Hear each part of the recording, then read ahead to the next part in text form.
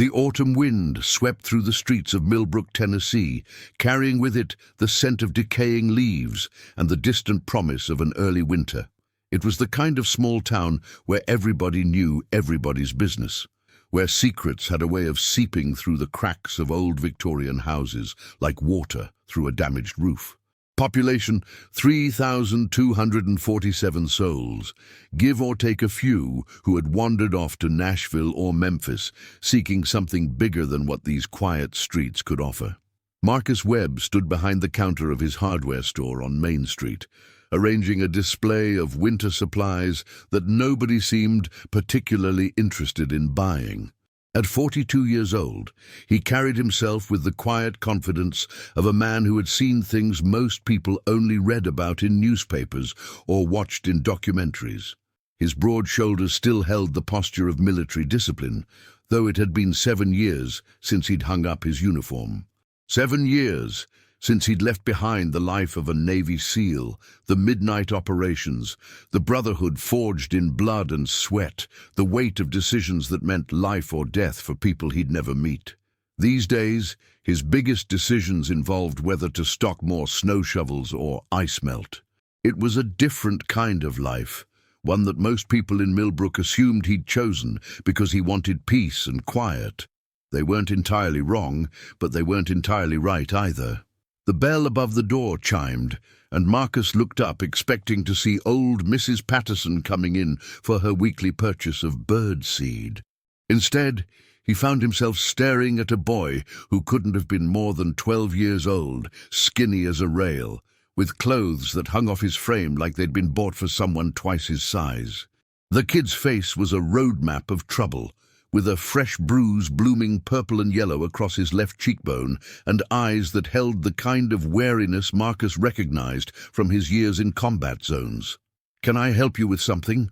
Marcus asked, his voice carrying the measured calm he'd perfected over decades of high-stress situations. The boy stood frozen just inside the doorway, his chest heaving like he'd been running. His sneakers were worn through at the toes, and his jacket, a thin windbreaker that offered no protection against the October chill, was zipped up to his chin, despite the warmth of the store. "You're the Navy SEAL," the boy said. It wasn't a question. Marcus set down the box of weather stripping he'd been holding. "Former Navy SEAL. Been out of the service for a while now. What's your name, son?" "Doesn't matter." The boy's voice cracked, betraying his attempt at bravado. "I need you to do something for me." "All right, what do you need?" The boy took a deep breath, and Marcus watched as something shifted in his expression. The wariness gave way to something else, something that looked almost like resignation, like a soldier who'd accepted that the mission was going to go sideways no matter what he did. "Please," the boy said, his voice barely above a whisper. "Arrest me." The words hung in the air between them like smoke from a dying fire. Marcus felt his pulse quicken, not from fear, but from the sudden recognition that this moment was important, that whatever had brought this child to his door wasn't going to be resolved with a simple conversation and a pat on the head. "I'm not a police officer," Marcus said carefully. "I can't arrest anyone." "Why would you want to be arrested?" "Because it's the only way." The boy's hands were shaking now, and Marcus noticed for the first time that he was clutching something inside his jacket pocket. "I did something bad, real bad, and I need someone to make sure I pay for it before something worse happens." Marcus moved slowly around the counter, keeping his movements deliberate and non-threatening.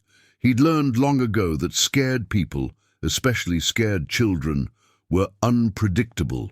One wrong move could send this kid bolting out the door and into whatever danger he was running from. "Why don't you tell me what happened?" Marcus suggested. "Maybe it's not as bad as you think. You don't understand." The boy's voice rose, cracking with desperation. "Nobody understands. I'm not asking for help.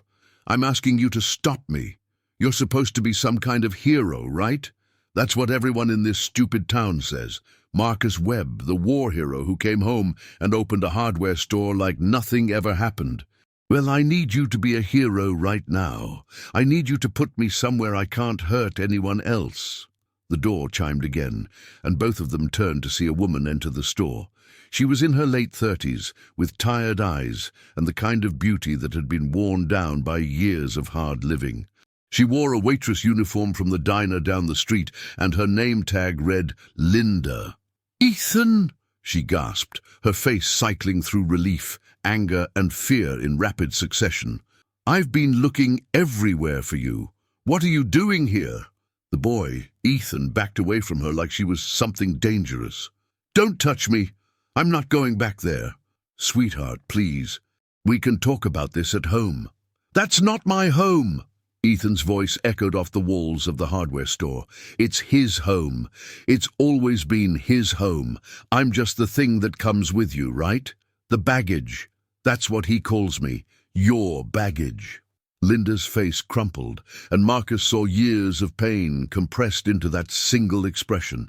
This wasn't a simple family disagreement. This was something deeper, something that had been festering for a long time. "Mom," Marcus said quietly, "I think maybe we should all sit down and talk about this. I've got a back office. It's private." "With all due respect, sir, this is a family matter." Linda's voice had taken on a hard edge. "Ethan, come with me right now." "No." The single word hung in the air like a challenge. Ethan's hand was still in his pocket, and Marcus noticed the way the fabric bulged around his fist. Whatever he was holding, it was substantial. "Ethan," Marcus said, keeping his voice steady, "what's in your pocket?" The boy's eyes met his, and for a moment, Marcus saw straight through to the terrified child beneath all that bravado. Whatever Ethan had done, whatever he was planning to do, it was eating him alive. "I took it from his nightstand," Ethan whispered. "He keeps it there in case someone breaks in. That's what he says anyway, but I know the truth. I know what he really uses it for." Linda's face went white. "Ethan, please give it to me, so you can give it back to him. So he can finish what he started?" Marcus felt the pieces clicking into place in his mind. The bruise on Ethan's face, the terror in his eyes, the way Linda flinched every time the boy raised his voice. He'd seen this pattern before, in villages overseas, in refugee camps, in the dark corners of the world where civilization's veneer wore thin. "Everyone take a breath," Marcus said. "Ethan, I need you to look at me, just at me, okay? I want you to slowly take your hand out of your pocket and put whatever you're holding on the counter. Can you do that for me?" "You'll arrest me then." "I told you, I can't arrest anyone. But I promise you this, if you give me what's in your pocket, nobody in this room is going to get hurt. And nobody is going to make you go anywhere you don't want to go. Not today." Ethan's lower lip trembled. For all his tough talk, he was still just a kid. A kid who'd been pushed to a breaking point that no child should ever have to face. "He's going to kill her," Ethan said, his voice cracking. "Maybe not today, maybe not tomorrow, but someday he's going to do it. I've seen the way he looks at her when he's been drinking. I've heard the things he says when he thinks I'm asleep. And I decided if someone had to be the bad guy, it might as well be me. Better me than him. At least I'd have a reason." Linda let out a sob that seemed to come from somewhere deep inside her.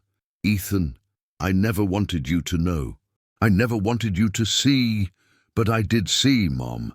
I see everything.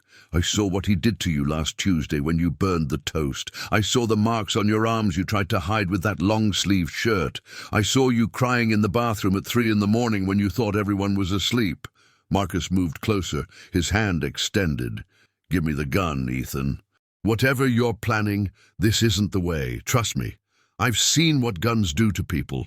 I've seen what they do to the ones who pull the trigger too. It doesn't make things better. It just creates a different kind of pain." "What would you know about it?" Ethan demanded. "You're a war hero. You probably shot lots of people. How is this any different?" "It's different because you have a choice. Right now, in this moment, you get to decide what kind of person you're going to be. The people I had to shoot were actively trying to kill innocent civilians. They'd made their choices long before I ever pulled a trigger. But you're 12 years old. Your whole life is still ahead of you. And I promise you, If you pull that gun out with the intention of hurting someone, it will follow you forever. It will be the first thing you think about when you wake up, and the last thing you think about before you fall asleep. It will change the way you see yourself, the way you see the world. Is that really what you want?" Ethan's hand trembled inside his pocket. Tears were streaming down his face now, cutting tracks through the dirt on his cheeks. "I don't know what else to do," he whispered. "I'm just a kid. Nobody listens to kids. I tried telling my teacher, but she said I was probably exaggerating. I tried calling the police, but they said without evidence there was nothing they could do. His name is Rick Holloway. He owns half the businesses in this town. Nobody's going to believe me over him."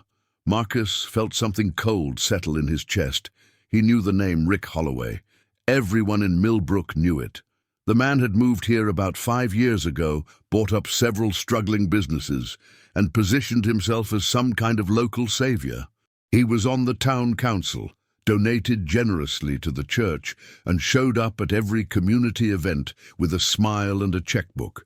But Marcus had seen the way Holloway's eyes tracked women at the summer festival. He'd heard whispers from some of the older men at the diner, jokes about keeping their wives away from him. He'd dismissed it as small-town gossip, the kind of petty jealousy that successful people often attracted. He was starting to realize he'd been wrong. "Ethan," Marcus said softly, "I believe you." The boy's head snapped up. "What?" "I said I believe you, and I'm going to help you. But first, I need you to give me the gun. Can you do that?" Slowly, with trembling hands, Ethan pulled a silver revolver from his pocket. It was small, probably a .38 Special, the kind people kept for home defense. Marcus took it carefully, checked the chamber, and found it fully loaded. "Thank you," he said, setting the weapon on the counter behind him, well out of reach. "That took real courage." "I'm not courageous," Ethan mumbled. "I'm just scared." "Son, courage isn't the absence of fear. It's doing the right thing even when you're terrified. And what you just did, giving me that gun instead of doing something you can't take back, that's the bravest thing I've seen in a long time." Linda had sunk onto a nearby stool, her face buried in her hands. Her shoulders shook with silent sobs. "Mrs. Holloway," Marcus said gently, "I know you're scared. I know you've probably convinced yourself that there's no way out. But I need you to understand something. There are people in this town who will help you if you let them, starting with me." She looked up, her mascara running in dark streaks down her cheeks. "You don't understand. Rick has connections everywhere. The police chief plays golf with him every Sunday. The mayor owes him money. Even the judge, Judge Patterson, they go hunting together every fall. If I try to leave, if I try to take Ethan and run, he'll find us. He always finds us. How many times have you tried?" Linda's silence was answer enough. "Twice," Ethan said. "The first time I was 7. We made it all the way to Kentucky before he tracked us down. The second time I was 9. We didn't even make it out of the county. After that, Mom stopped trying." Marcus looked at the woman, at the fear etched into every line of her face, and felt something he hadn't felt in years, a sense of purpose, a mission that actually mattered. "I'm going to close up the store," he said. "Then we're going to sit down, all 3 of us, and figure this out, because I promise you, Mrs. Holloway, your son didn't come to me by accident. And I don't believe in coincidences."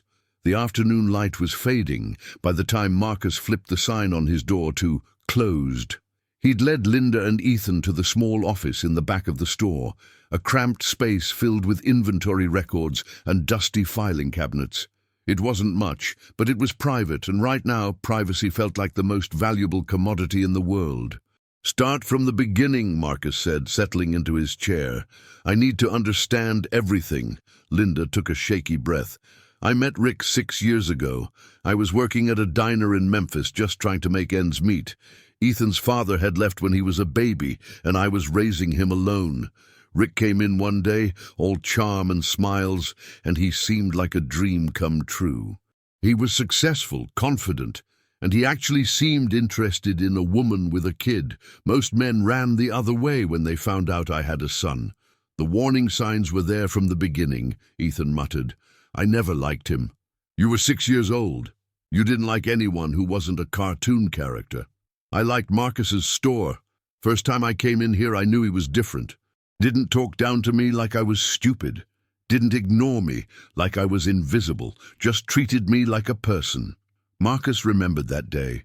It had been about 3 years ago, shortly after the Holloways moved to Millbrook. The boy had wandered in while his mother was shopping next door, and they'd spent 20 minutes talking about fishing lures.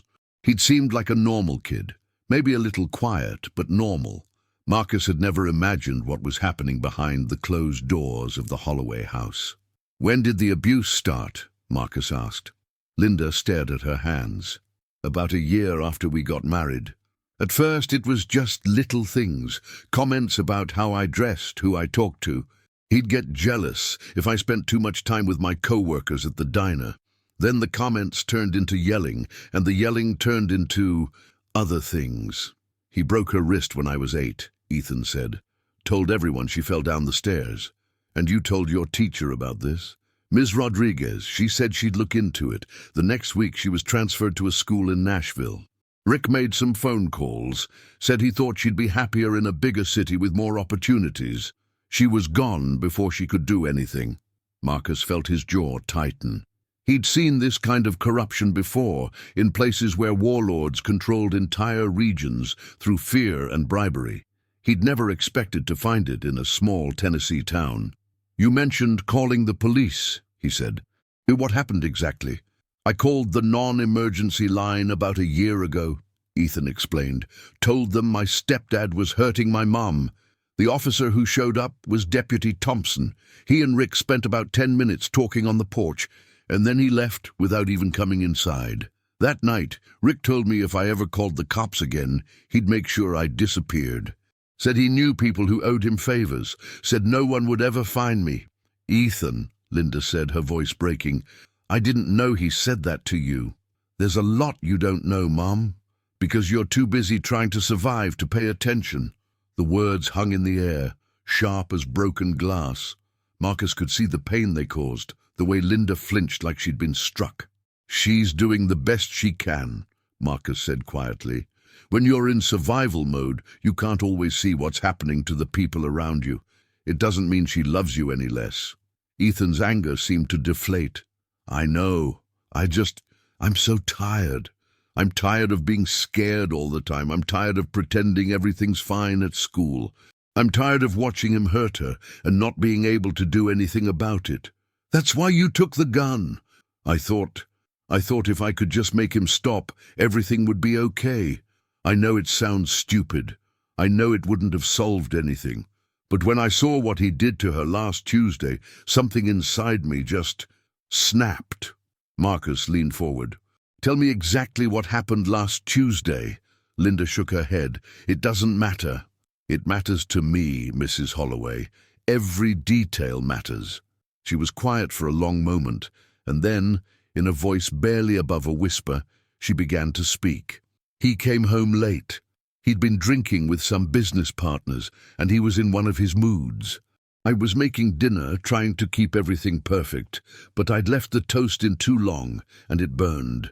He came into the kitchen and saw the smoke, and he just lost it.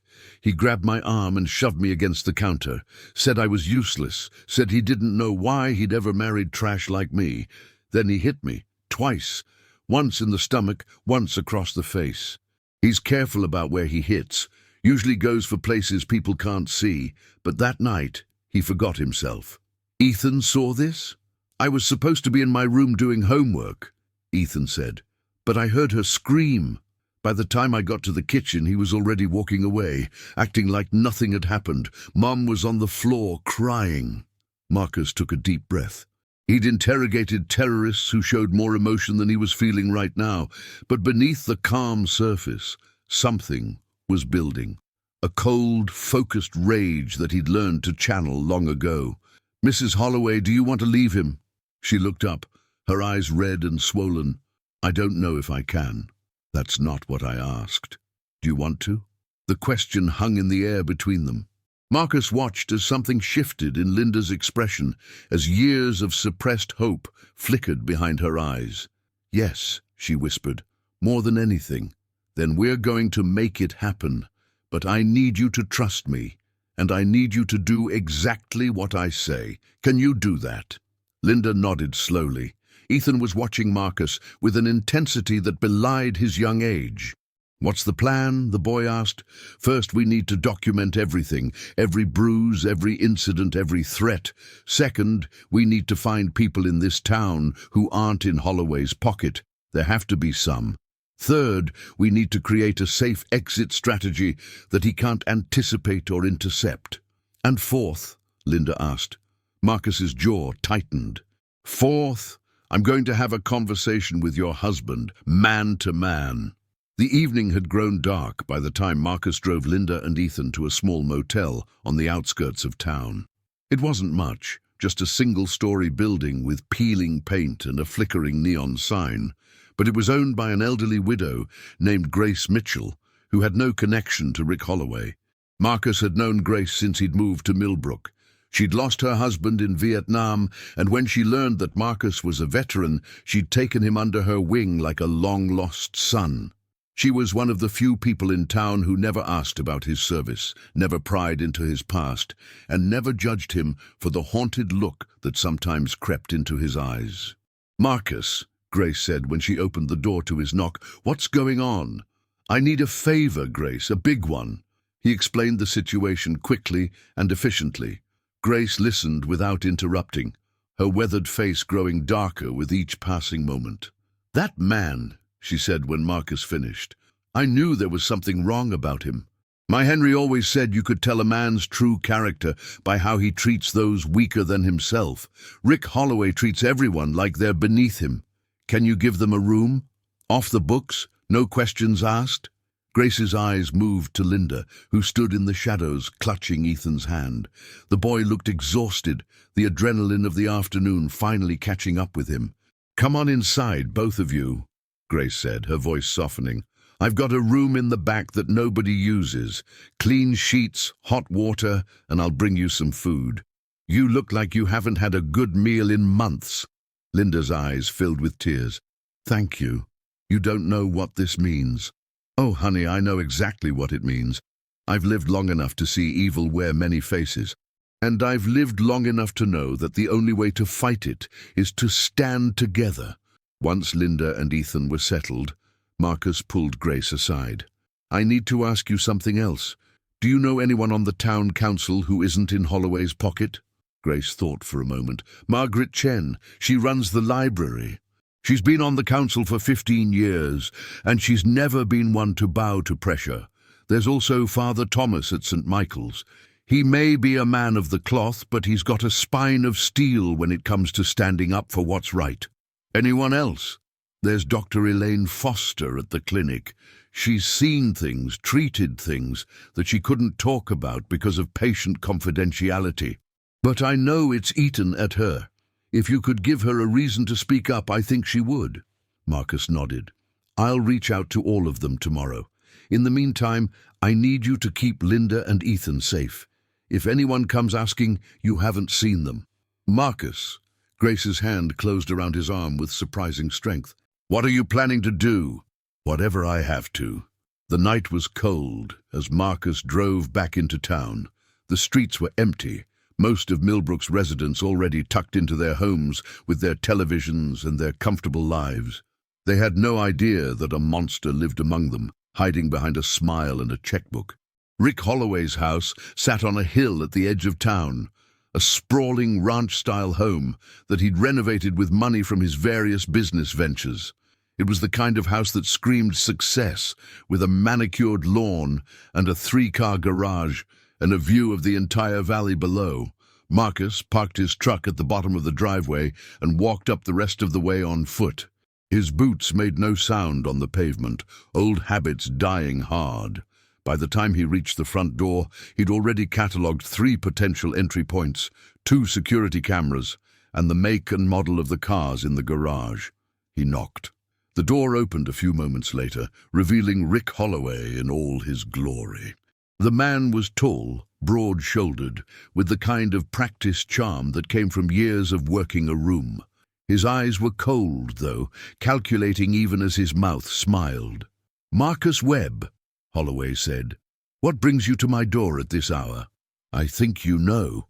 Something flickered in Holloway's expression, there and gone in an instant. "I'm afraid you'll have to enlighten me. Your wife and stepson are safe. They're not coming back." The mask slipped just a fraction. "I don't know what you think you know, but whatever Linda told you, she didn't have to tell me anything. I saw the bruise on Ethan's face. I saw the fear in her eyes, and I've seen men like you before, Holloway, in places you couldn't imagine. The only difference is, those men didn't bother hiding what they were." Holloway's smile faded. "You should be very careful, Mr. Webb. You may have been a big shot in the Navy, but this is my town. I have friends in places that matter. So I've heard. The police chief, the mayor, the judge. Impressive network. But here's the thing about networks built on fear and favors. They tend to collapse when the pressure gets high enough. Is that a threat? It's a promise. I'm giving you one chance, Holloway. Leave town. Tonight. Don't contact Linda or Ethan again. Don't look back. Start over somewhere else, and maybe, just maybe, I'll let you walk away." Holloway laughed, the sound sharp and ugly. "Do you think you scare me? I've dealt with tougher men than you." "No, you haven't." Marcus's voice was quiet, but something in his tone made Holloway's laughter die in his throat. "I've spent 20 years learning how to destroy people like you.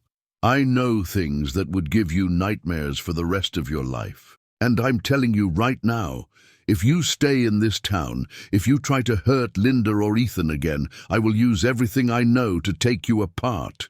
Piece by piece, legally, financially, and every other way I can think of. By the time I'm done, you won't have a friend in the world. You won't have a dollar to your name. And everyone will know exactly what kind of man you really are." For a long moment, the two men stared at each other. The air between them crackled with tension. "You're making a big mistake," Holloway finally said. "This isn't over." "No," Marcus agreed. "It's just beginning." He turned and walked back down the driveway, feeling Holloway's eyes burning into his back the entire way. He didn't look back. The next morning, Marcus began making phone calls. His first call was to Margaret Chen, the librarian who sat on the town council. Margaret was a small woman in her 60s, with steel-grey hair and eyes that missed nothing. When Marcus explained the situation, her response was immediate. "I've suspected for years," she said. "But suspecting isn't the same as knowing, and knowing isn't the same as proving. What do you need from me?" "Your voice on the council. When the time comes, I need someone who's willing to stand up and demand answers." "You'll have it." His second call was to Father Thomas at St. Michael's. The priest listened in silence as Marcus laid out the facts, and when he was done, there was a long pause. "The Church has always taught that we must protect the innocent," Father Thomas finally said. "Linda Holloway and her son are innocents.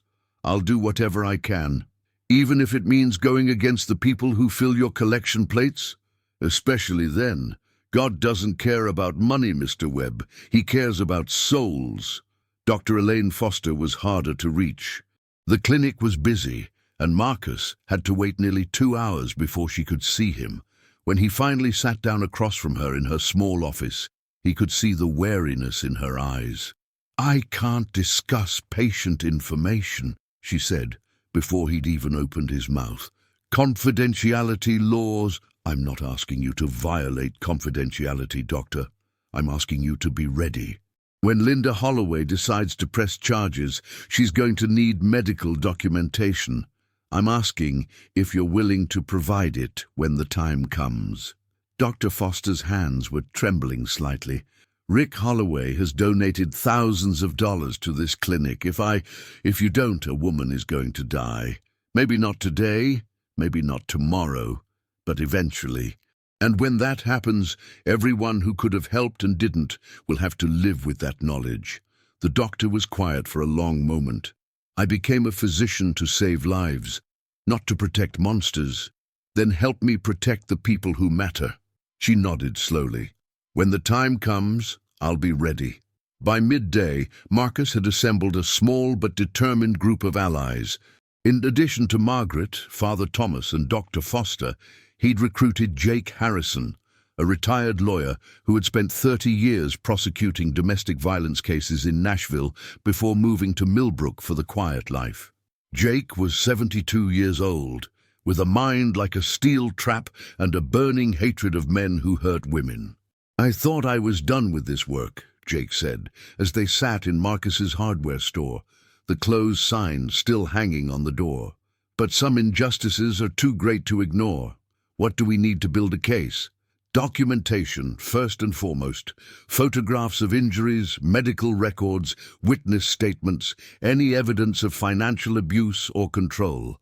And most importantly, we need Linda to be willing to testify. She's scared. Holloway has people everywhere. Then we need to give her a reason to be brave. We need to show her that she's not alone, that when she steps forward, there will be an army of people standing behind her." Marcus nodded. "There's something else you should know. Holloway isn't just abusive. He's connected. He's got the police chief, the mayor, and the judge in his pocket." Jake's eyes narrowed. "Then we take it over their heads. Federal authorities, state agencies, the media if necessary. Men like Holloway think they're untouchable because they've controlled the local game for so long. They forget that there's a bigger world out there, one they can't buy or intimidate." That afternoon, Marcus returned to the motel to check on Linda and Ethan. He found them in the small room Grace had provided, sitting together on the bed watching cartoons on an ancient television. For a moment, they looked almost peaceful. "How are you holding up?" Marcus asked. Linda managed a weak smile. "Better, I think. Just knowing that we're not alone anymore, it helps. I've been talking to some people, good people who want to help. But I need to ask you something important, Linda. Are you willing to press charges against Rick?" Her face paled. I don't know if I can. I understand. But if we're going to stop him for good, we need to go through the legal system. That means documenting the abuse, filing reports, and eventually testifying in court. He'll find a way out of it. He always does. Not this time.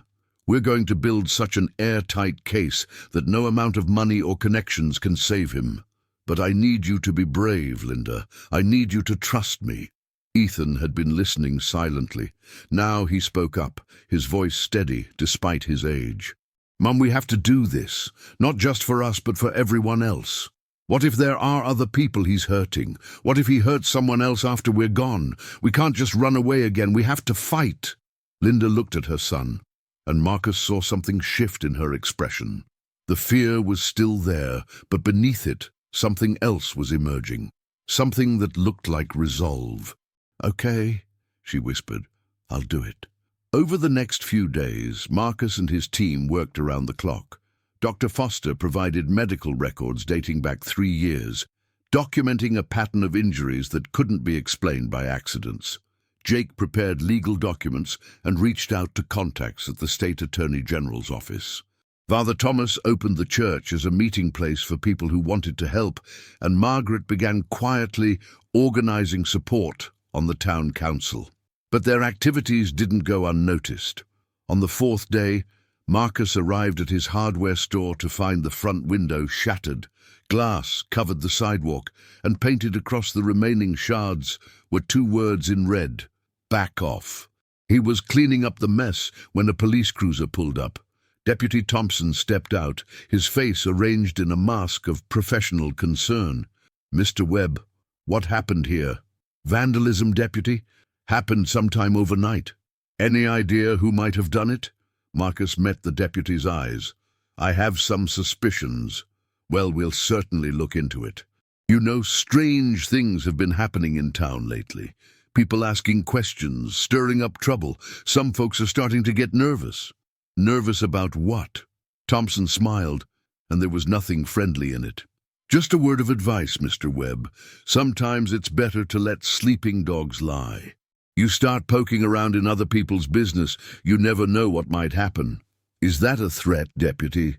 "Just some friendly advice from one man to another." After Thompson left, Marcus made a phone call to Jake Harrison. "We need to accelerate the timeline," he said. "Holloway knows we're coming. He's going to try to shut us down before we can make our move. I've been in touch with a contact at the State Attorney General's office. They're interested, but they need something concrete, something more than medical records and hearsay." "What about financial records?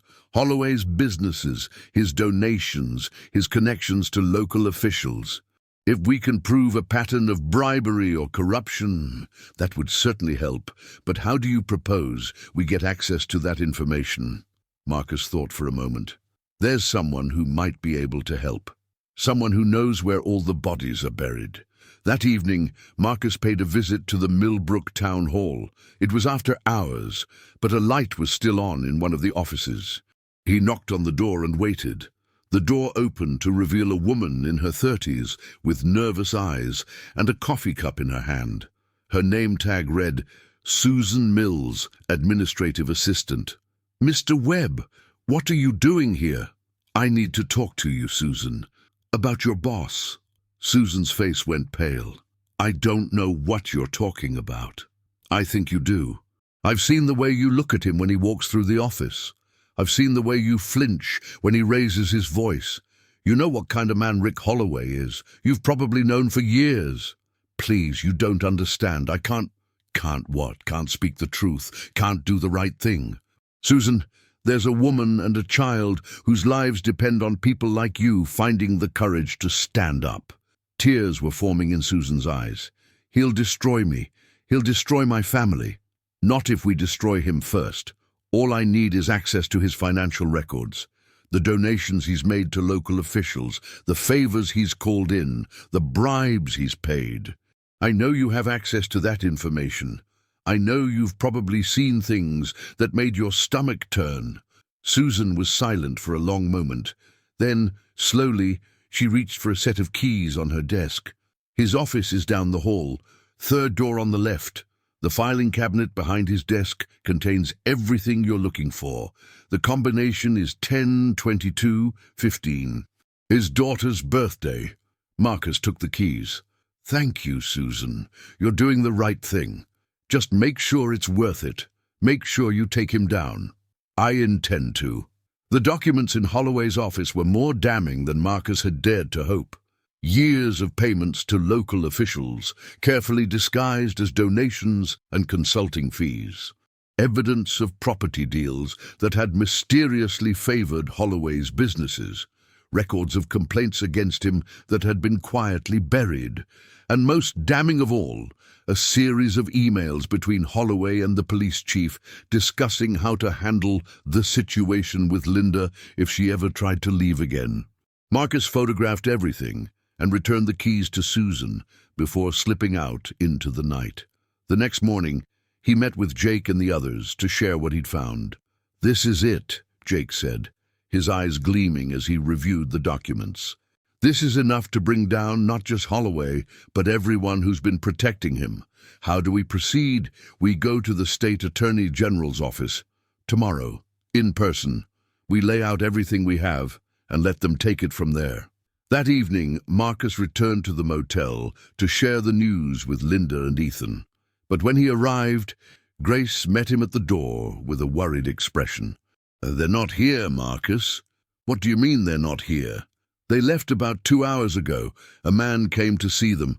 Tall, well-dressed, said he was Linda's brother.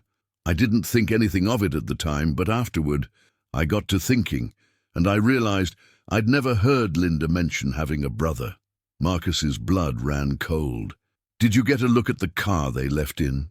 "Black SUV. Tennessee plates. I didn't catch the number." He was already running for his truck when his phone rang. He answered without looking at the screen. "Mr. Webb." Rick Holloway's voice was smooth, controlled. "I believe you have something that belongs to me." "Where are they, Holloway?" "Safe for now. But that could change very quickly depending on how this conversation goes. What do you want?"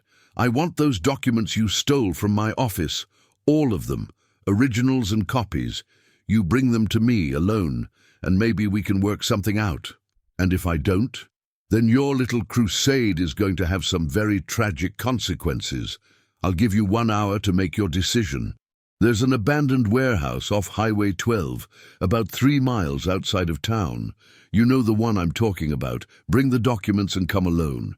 If I see anyone else, or if I even suspect you've contacted the authorities, well, let's just say it won't end well for Mrs. Holloway and her son." The line went dead.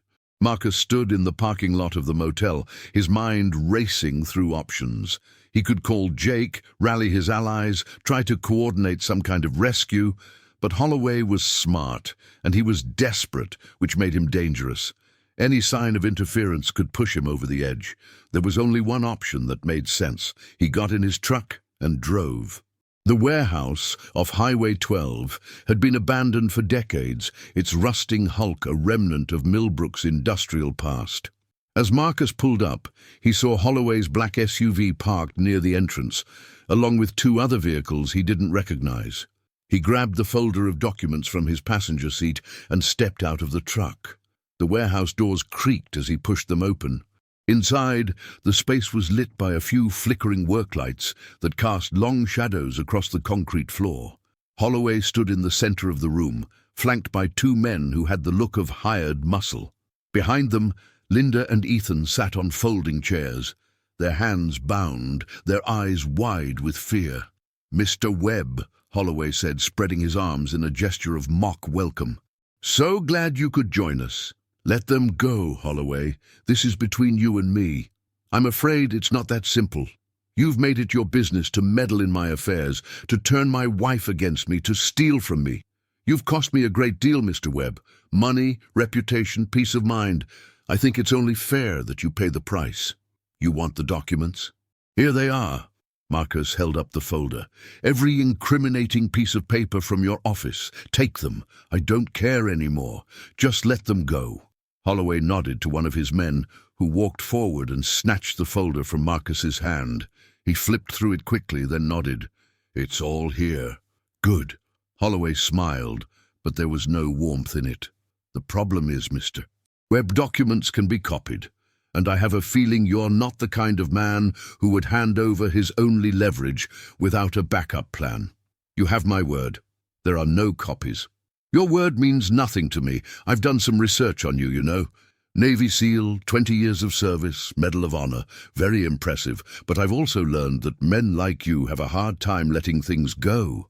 You're wired to keep fighting until the mission is complete, and as long as you're alive, you'll be a threat to everything I've built." Marcus heard the click of safeties being disengaged behind him. He didn't need to turn around to know that more men had entered the warehouse, blocking his escape. "So here's what's going to happen," Holloway continued. "You're going to disappear.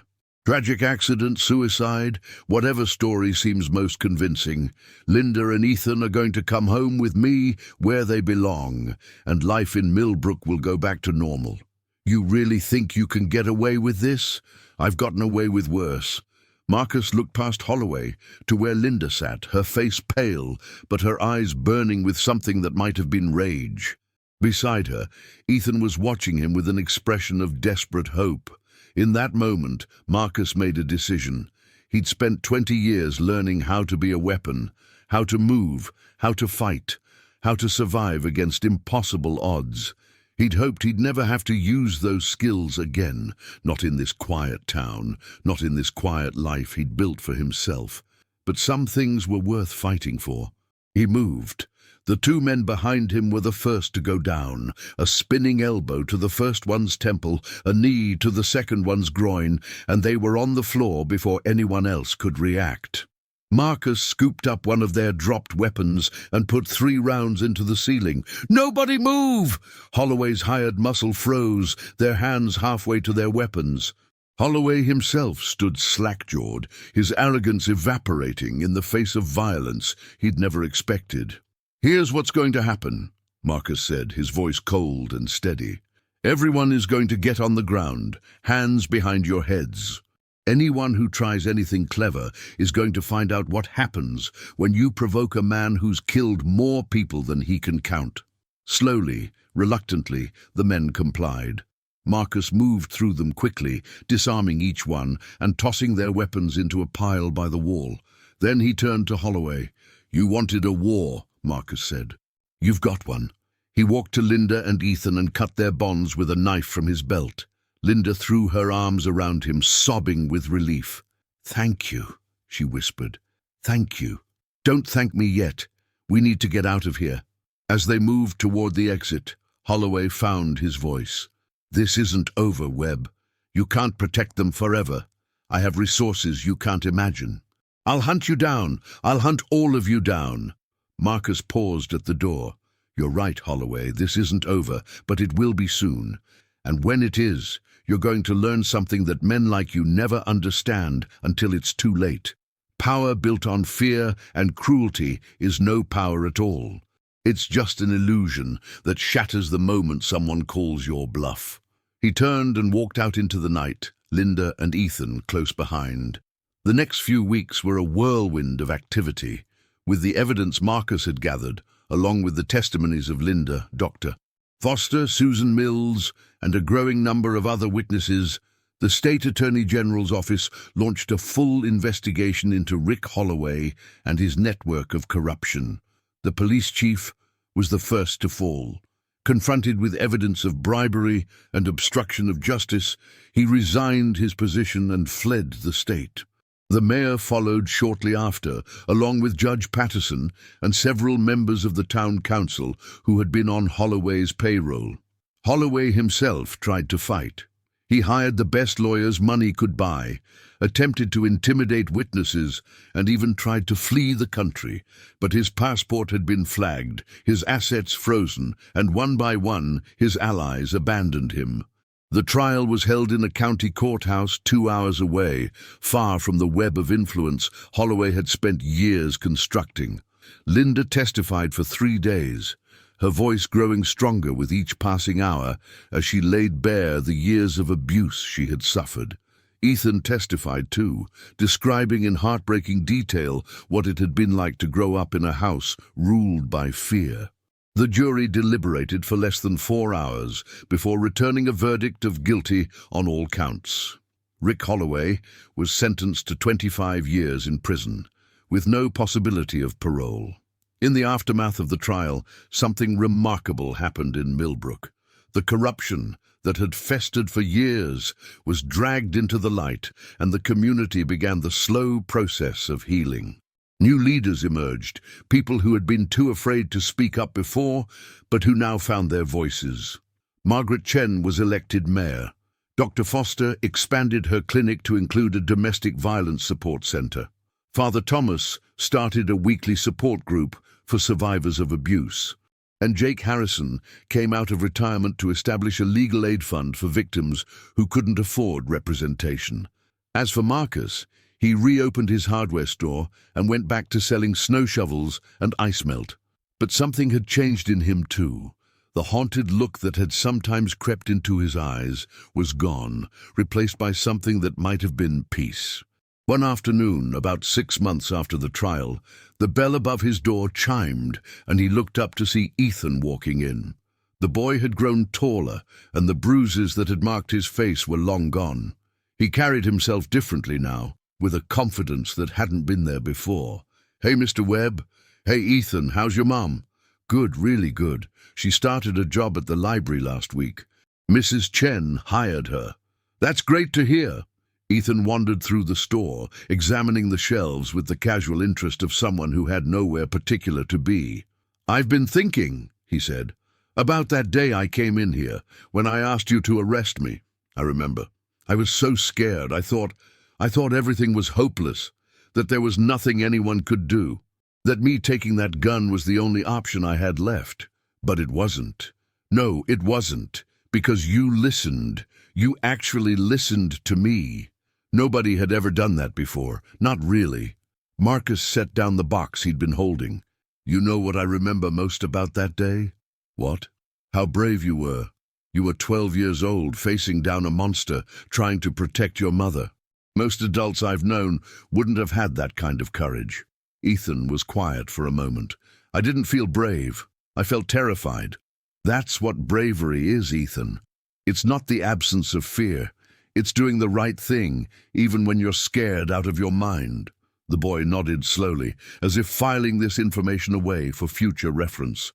"I wanted to ask you something," he said. "My mom and I were talking and, well, the anniversary of my dad leaving is coming up. My real dad, I mean.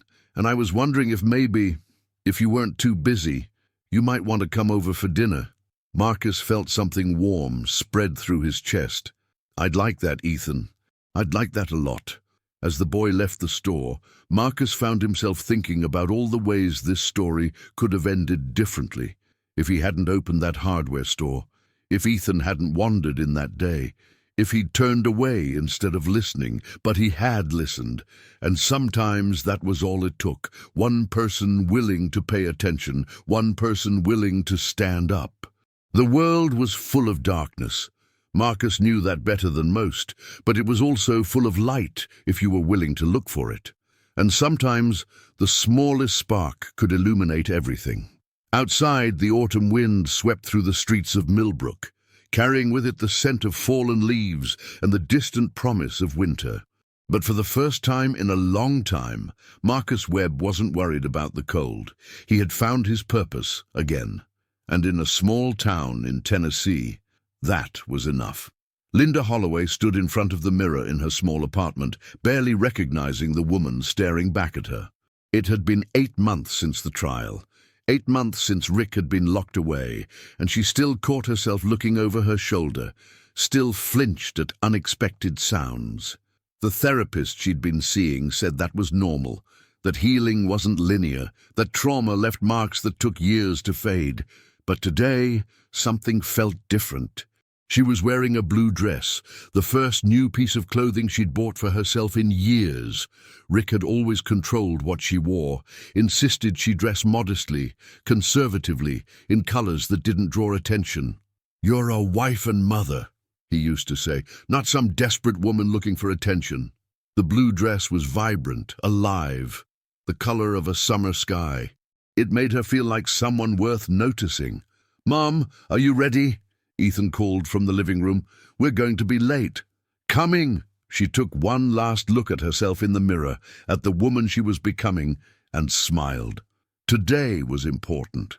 Today, the town of Millbrook was dedicating the new community center that had risen from the ashes of Rick Holloway's corruption. Built on land that had once belonged to his now liquidated business holdings, funded by seized assets and community donations, it was a symbol of everything the town had fought for. And Linda had been asked to say a few words at the ceremony. The very thought of public speaking made her stomach churn. For years, she'd been taught to be invisible, to let Rick do the talking while she stood silently at his side. But this was part of her healing, her therapist said, reclaiming her voice, using it to help others who were still trapped in situations like hers. The community center's parking lot was packed when they arrived. It seemed like half the town had turned out for the dedication, families with children, elderly couples, teenagers who had probably been dragged here by their parents. A small stage had been set up near the entrance, decorated with banners and streamers. Linda spotted Marcus immediately. He was standing near the edge of the crowd, looking slightly uncomfortable in a suit and tie. She couldn't help but smile. In all the months she'd known him, she'd never seen him in anything but jeans and flannel. "You clean up nice," she said as she approached. He tugged at his collar. "This thing is trying to strangle me." "It suits you, though." "If you say so." Ethan had already disappeared into the crowd, gravitating toward a group of kids his age. Linda watched him go with a mixture of pride and wonder. He had friends now, real friends, not the surface-level acquaintances Rick had permitted. He laughed freely, spoke his mind, argued about video games and sports with the passion only a 13-year-old could muster.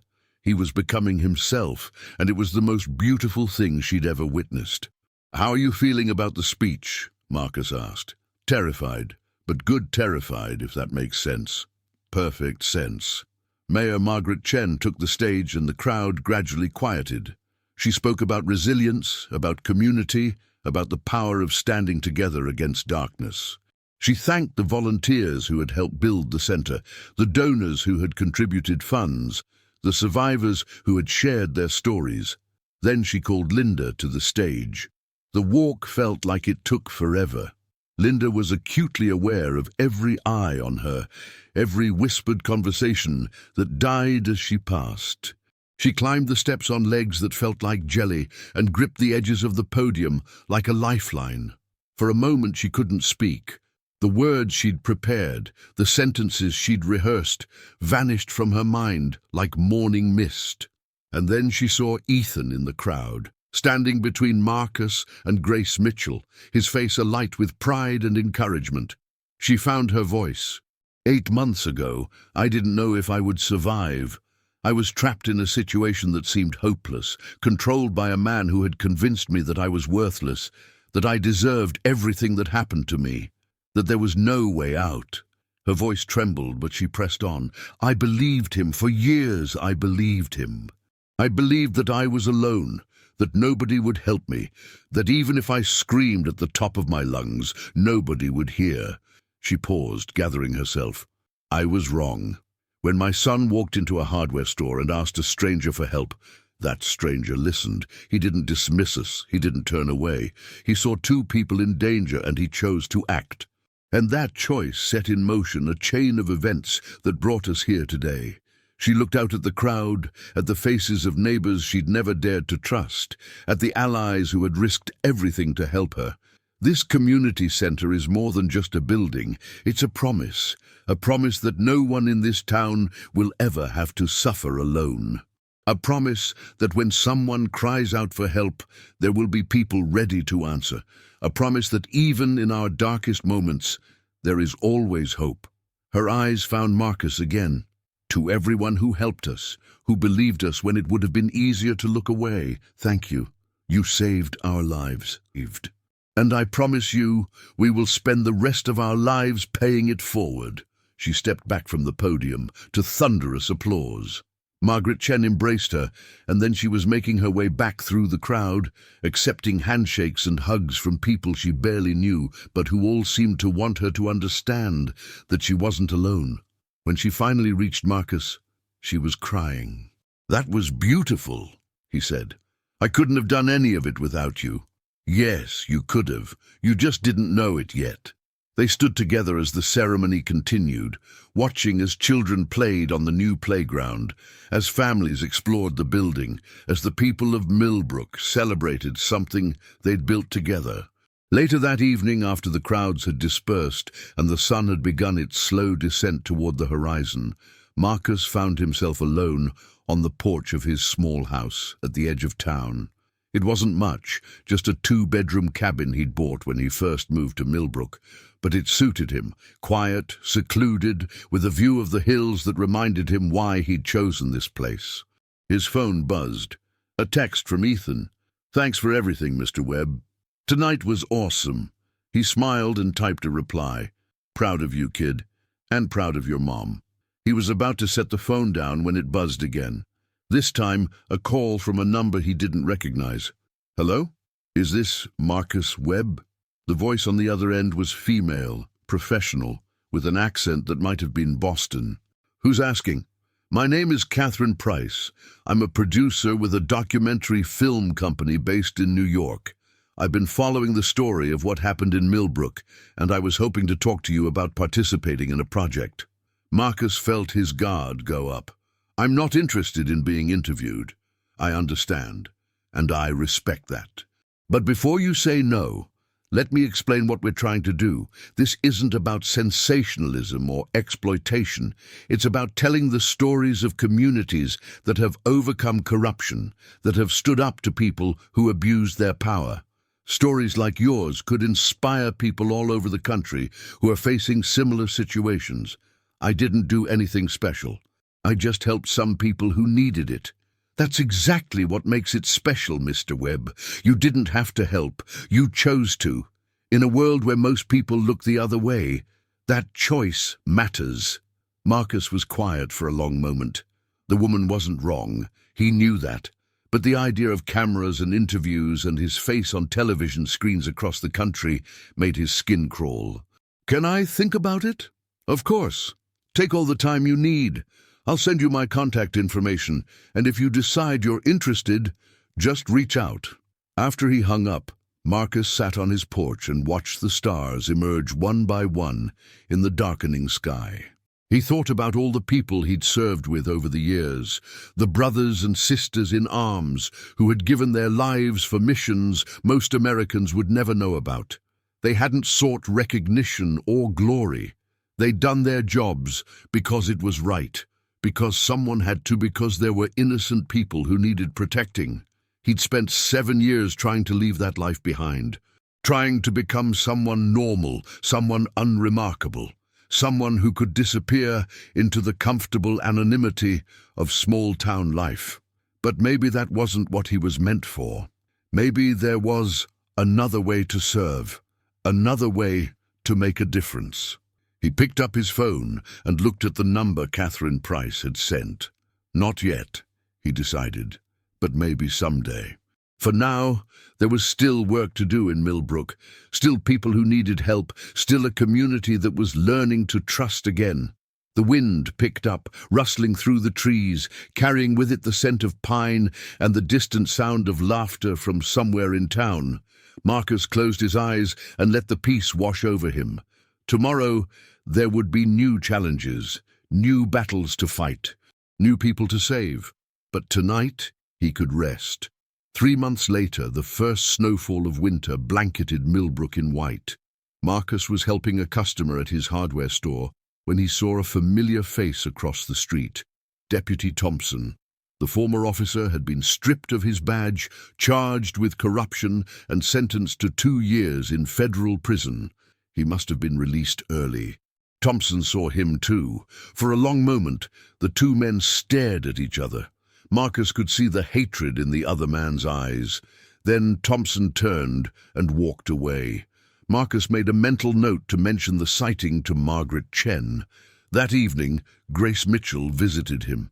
"I've been thinking about the motel," she said, "about what I want to do with it when I'm gone. I want to leave it to you." Marcus was surprised. "Grace, I don't know the first thing about running a motel." "You didn't know the first thing about running a hardware store either." She placed her weathered hand over his. "That motel has always been a safe haven. You understand that better than anyone." After she left, Marcus thought about her words. The motel had been a lifeline for Linda and Ethan. Maybe it could become more than just a place to sleep. Maybe it could become a sanctuary. He called Jake Harrison. "Jake, it's Marcus. I need to talk to you about an idea." The community center became the heart of Millbrook's revival. Father Thomas held weekly sessions teaching people to recognize signs of abuse. Linda became a dedicated volunteer, training as a victim advocate. She had found her calling in helping others escape the kind of nightmare she'd lived through. Ethan thrived in school. His grades improved, and he joined the debate team.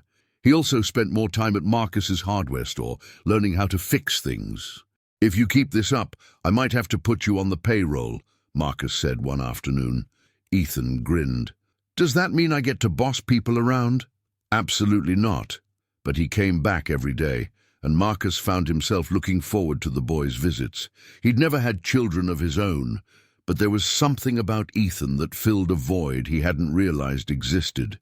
It was a snowy Saturday when everything changed again. Marcus was closing the store when Ethan stumbled in, pale and shaking. "It's my mom. She didn't come home from work, and I found this." He thrust a crumpled paper into Marcus's hands. "You thought it was over. It isn't." Marcus's mind raced. Rick Holloway was still in prison, but Holloway had allies who might do his dirty work. Deputy Thompson. "Stay here," Marcus told Ethan. "Lock the door behind me." The boy nodded. Marcus called Jake Harrison as he drove. "Jake, Linda's missing. I think it might be Thompson." "Thompson? He's been keeping a low profile." "A low profile doesn't mean he's not planning something. Where are you heading?" "The community center first, then Thompson's last known address." "I'll make some calls." "See if anyone's seen anything?"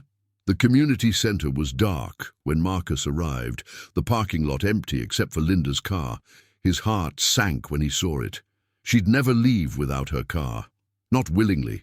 He circled the building, looking for any sign of forced entry or struggle. He found it at the back door, a smear of blood on the door handle, and in the snow, 2 sets of footprints. One smaller, probably Linda's, one larger, dragging her along. Marcus followed the footprints to where they disappeared at the edge of the parking lot. Tire tracks in the snow, a truck from the look of them, heading east out of town. He knew where they were going, the same place Holloway had taken them before, the abandoned warehouse off Highway 12. The drive felt like it took hours, though it couldn't have been more than 15 minutes. Marcus pushed his truck to its limits, fishtailing on the icy roads, but never slowing down. His mind was a cold, focused blade, cutting through the fear and anger to the mission at hand. Get Linda back, whatever it takes. The warehouse loomed out of the darkness like a monument to decay. Thompson's truck was parked outside, along with another vehicle Marcus didn't recognize. 2 hostiles, maybe more. He parked his truck 100 yards away and approached on foot, moving silently through the snow. The military training that had lain dormant for years came flooding back, muscle memory taking over. He circled the building, counting entry points. 2 guards at the front, 1 at the back. Amateur setup, overconfident, good. Overconfident enemies made mistakes. He took out the back guard first, a quick chokehold that dropped the man without a sound. Then he slipped through the rear door and into the darkness. The interior of the warehouse was much as he remembered it, flickering work lights, long shadows, and in the center, tied to a chair, Linda Holloway. She was alive, bruised, terrified, but alive. Standing over her was Deputy Thompson, a gun in his hand. "You know," Thompson was saying, his voice carrying in the empty space, "I had a good thing going before you came along. Respect, power. A little extra cash in my pocket to make life comfortable, and then you had to go and ruin it all. You and this woman and her brat." "It's not her fault," Marcus said, stepping out of the shadows. "It's mine. You want someone to blame. Blame me." Thompson spun, his gun coming up. "Webb, I was hoping you'd show up. Here I am. Let her go." "Let her go?" Thompson laughed, an ugly sound. "That's not how this works. See? I've lost everything because of you people. My job, my reputation, 2 years of my life. So I figure it's only fair that you lose something too. What do you want, Thompson? Money. I'll give you everything I have." "I don't want your money. I want you to suffer, the same way I've suffered." "Then take me. Let Linda go, and you can do whatever you want to me." Thompson seemed to consider this tempting, but not quite satisfying enough. He turned the gun toward Linda. "I think I'll start with her and make you watch." Marcus moved. Years of training condensed into a single explosive moment. He closed the distance in a heartbeat, grabbing Thompson's gun arm and twisting it away from Linda. The gun went off, the shot going wild, and then they were on the ground, struggling for control of the weapon. Thompson was younger, but Marcus had decades of combat experience. He found an opening, drove his elbow into Thompson's solar plexus, and followed it with a knee to the jaw. The former deputy went limp. Marcus scooped up the fallen gun and turned to Linda. "Are you okay?" She was crying, trembling, but she managed a nod. "How did you find me?" "I followed the trail. Thompson's not as smart as he thinks he is." He untied her quickly, supporting her as she tried to stand on legs that had been bound for hours. "The guards outside," she managed. "Dealt with. Can you walk?" "I think so." They made their way out of the warehouse, just as the sound of sirens split the night. Jake had come through, calling in reinforcements from the state police. The next few hours were a blur of questions, statements, and medical examinations. Thompson and his accomplices were taken into custody, this time facing charges that would keep them locked up for a very long time. Ethan arrived at the hospital just as the doctors finished checking Linda over. He threw himself into her arms, sobbing with relief. "I thought I'd lost you," he said. "I'm here, sweetheart, I'm okay." "We're all okay." Marcus stood in the corner of the room, watching the reunion with a mixture of relief and exhaustion. It was over. Again, but this time felt different, more final somehow. Linda looked up and caught his eye. "Thank you," she mouthed. He nodded once, then slipped out of the room to give them privacy. Spring came early to Millbrook that year. The snow melted, the flowers bloomed, and life began to return to its normal rhythms. But nothing was quite the same as it had been before. Grace Mitchell passed away peacefully in her sleep on the first day of April. She left the motel to Marcus, just as she'd promised, along with a letter explaining her hopes for what it could become. "This place has always been a haven for those who need one," she wrote. "I know you'll honor that legacy." Marcus did. Working with Linda, Jake, and a growing network of supporters, he transformed the old motel into a full-fledged shelter for victims of domestic violence. It offered safe housing, counseling services, legal aid, and job training.